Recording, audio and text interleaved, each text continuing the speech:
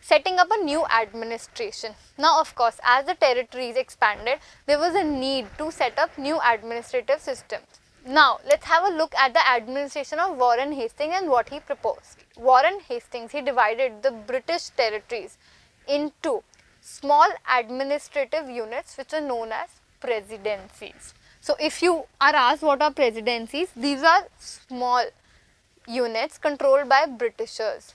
So there were mainly 3 presidencies: Bombay, Calcutta and Madras.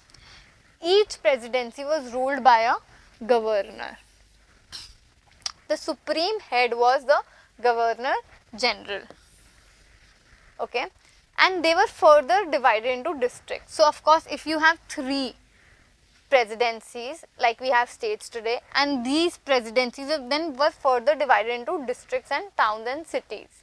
Now the new system of justice was also established. There was a need to maintain law and order, and new system of justice was established. Each district had 2 courts, criminal court and a civil court. So criminal court was against the people who committed crimes, and the civil court was to resort and give justice of civil matters. So criminal courts were still under a Qazi and a Mufti, but under the supervision of district collectors. To bring uniformity, Hindu and Muslim laws were compiled so that there is uniformity to maintain law and order. Under the Regulation Act of 1773, Supreme Court was also established.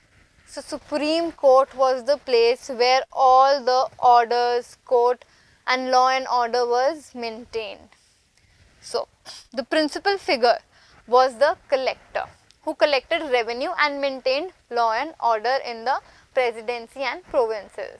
There was a problem of interpretation of law by the local Pandits and Qazis.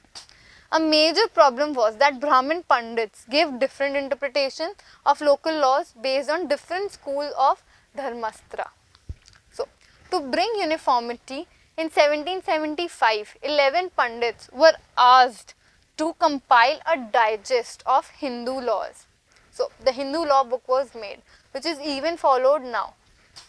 N.B. Halhad translated a digest into English so that it could be practiced and understood by the Britishers as well. By 1778, a code of Muslim law was also compiled for the benefits of European judges, because 2 kinds of religions were there, 2 kinds of people were living in the subcontinent. There was requirement for 2 other kinds of laws guided by religion. Under the Regulation Act of 1773, a new Supreme Court was set up. Another court of appeal was set up at Calcutta by the name of Sadar Nizamat Adalat, which still exists, so you can visit there. The collector, a collector was put as the head and the chief of these courts and these provinces, and he used to collect revenues, taxes, maintain law and order, implement policies, etc. Police officers and darogas were also put up and appointed in order to check day-to-day supervision of activities in the districts.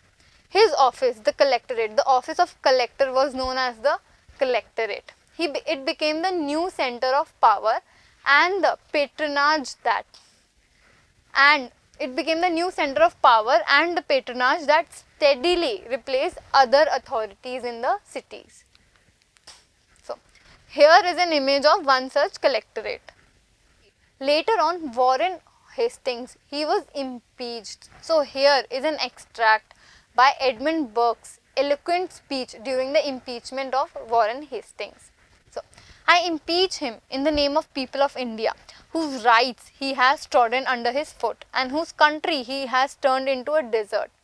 Lastly, in the name of human nature itself, in the name of both sexes, in the name of every age, in the name of every rank, I impeach the common enemy and oppressor of all. So, the highlight of Edmund Burke's speech. What was the highlight? What did we get and understood out of it? So, the highlight was that Warren Hastings was responsible for the decline of the Indian people and the Indian subcontinent. So, Burke's speech notes that Hastings was the person who resulted in the desertation of India and trodden the rights of Indians. He should be impeached in the name of humanity.